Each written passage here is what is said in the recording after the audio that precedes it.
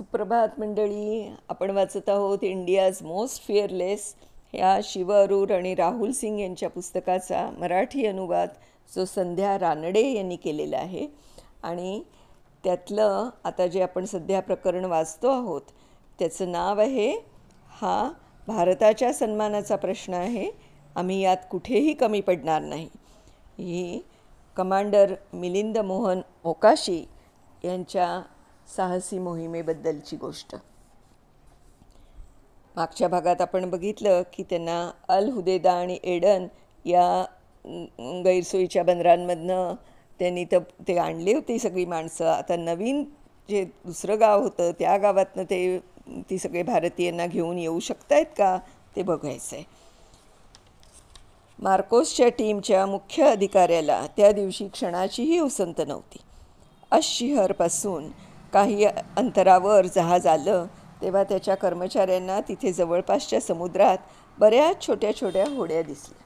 त्या भागाविषयी त्यांना आधी जी माहिती मिळाली होती त्यातून त्यांना कळलं होतं की 2002 साली अगदी ह्याच जागी MV लिम्बर्ग या पेट्रोनास कंपनीने भाड्याने घेतलेल्या तेलवाहू जहाजावर अल कायदाच्या आत्मघातकी पथकाने एका छोट्याशा होडीतून येऊन मोठा हल्ला केला होता.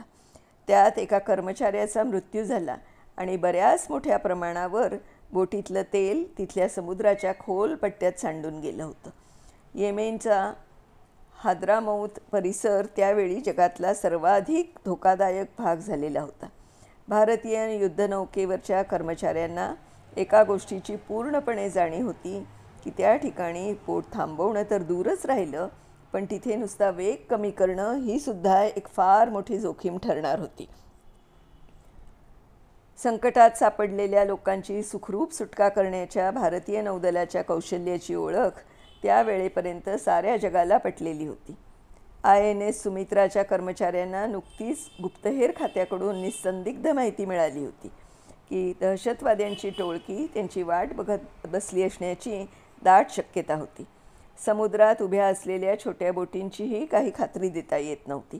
त्यातल्या कोणत्या निरुपद्रवी असतील आणि त्यापुढे त्यांना उपयुक्त ठरू शकतील आणि कुठल्या बोटी INS सुमित्राला थेट जलसमाधी घ्यायला लावणाऱ्या स्फोटकांनी भरलेल्या असतील याविषयी काही कळणं अवघड होतं. आणि तिला बुडवून टाकणं शक्य झालं नाही तरी निदान ते इतकी खिळखिळ करून टाकू शकतील की ती जागेवरून हलूच शकणार नाही आणि तिच्यावर होणाऱ्या आणखी एखाद्या मोठ्या हल्ल्याचा ती बळी ठरेल. त्यानंतरच्या काही तासांमध्ये या भारतीय युद्धनौकेवरच्या 2 आणि किनाऱ्यावर असलेल्या तेलाच्या डेपोमधल्या 2 अशा 4 बोटींनी 203 भारतीयांना तिच्यावर सुखरूपपणे चढवलं.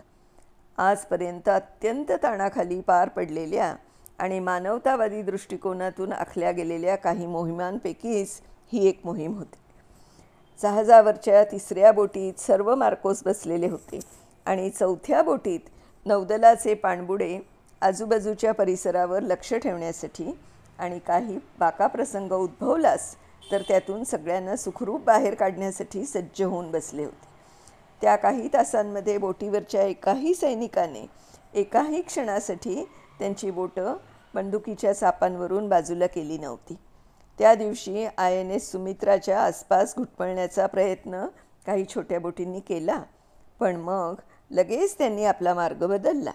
त्यामुळे बोटीवरच्या सैनिकांवर त्यांची शस्त्र चालवण्याची वेळच आली नाही. मोहीम पार पडत असतानाच संपूर्ण काळात कमांडर मोकाशी हेडक्वार्टर्सच्या संपर्कातच राहिले. त्यामुळे जो जास्तीत जास्त महत्त्वपूर्ण वेळ त्यांना मिळाला तो त्यांनी गुप्तहेर खात्याकडून मिळेल तेवढी माहिती घेण्यावर खर्च केला, कारण कोणतीही गोष्ट दैवावर हवाला ठेवून करणं त्यावेळी शक्यच नव्हतं. अनेक तासांच्या मानसिक तणावानंतर तिथले 203 भारतीय बोटीवर सुखरूप चढले. त्यांच्यात एक तान्हं बाळसुद्धा होतं. परतीच्या मार्गावर भर वेगाने INS सुमित्रा त्या रात्री धावत होती. 3ऱ्या गावाहून संकटात सापडलेल्या भारतीयांना घेऊन INS सुमित्रा दिबौटीला पोचली. ती 7 एप्रिलला. भारतीय नौदलाच्या आणखी 2 बोटी त्यावेळी तिथे येऊन पोचलेल्या होत्या. भर वेगाने धावू शकणारी युद्धनौका INS तर्कश आणि मोठ्या युद्धनौकांना संरक्षण देणारी वेगवान युद्धनौका INS मुंबई. ही दोन्ही जहाजं मुंबईहून येऊन एडनच्या आखातात दाखल झाली होती. युद्धग्रस्त प्रदेशांमध्ये अडकलेल्या भारतीय लोकांच्या सुटकेच्या कामासाठी एकाऐवजी आता 3 जहाजं उपलब्ध झाली होती आणि या कामाचा ताण आणि त्रास विभागला जाणार होता. हे खरं असलं तरी त्यांच्यातल्या एकाही बोटीला आता पुन्हा एडन बंदरात नांगर टाकता येणार नव्हता. तिथली परिस्थिती आता कमालीची चिघळली होती.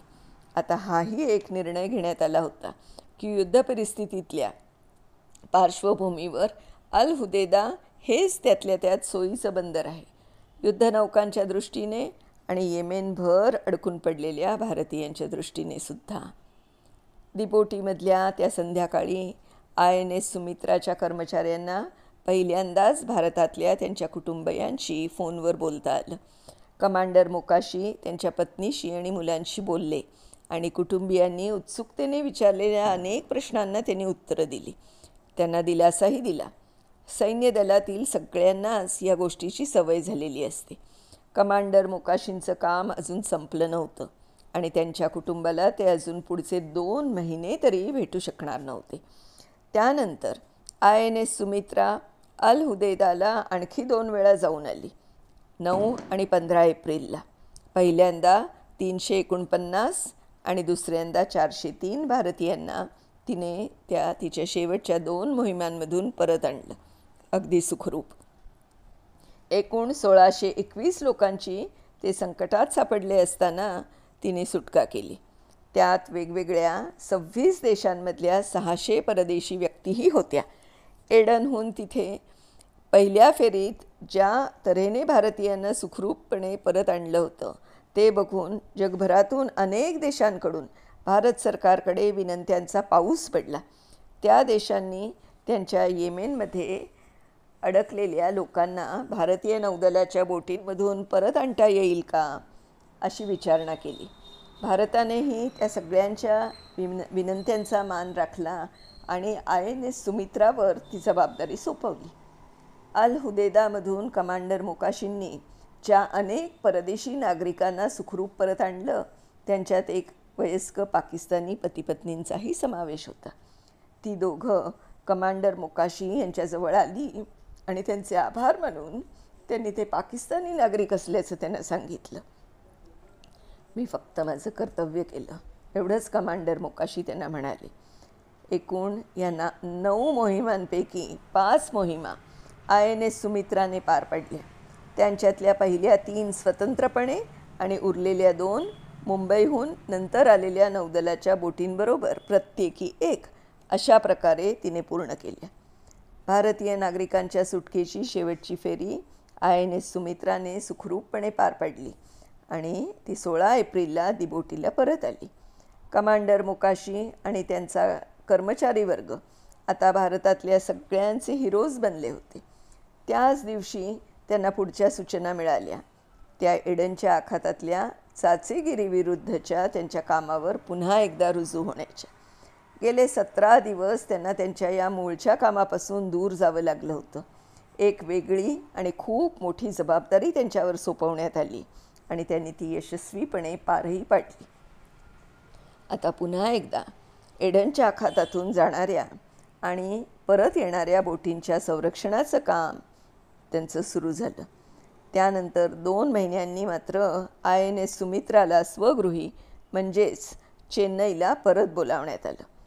2015 सालच्या स्वातंत्र्यदिनी कमांडर मोकाशी यांना शौर्यचक्र जाहीर करून त्यांचा गौरव करण्यात आला. अतुलनीय साहस, असामान्य शौर्य आणि धाडसी निर्णय घेऊन ते लगेच अंमलात आणण्याची त्यांची क्षमता या त्यांच्यातल्या गुणांसाठी त्यांना हा पुरस्कार दिला गेला. पण फक्त वैयक्तिक स्वरूपात मिळालेल्या या पुरस्काराच्या बाबतीत कमांडर मोकाशी मात्र तितकेसे समाधानी नाहीत.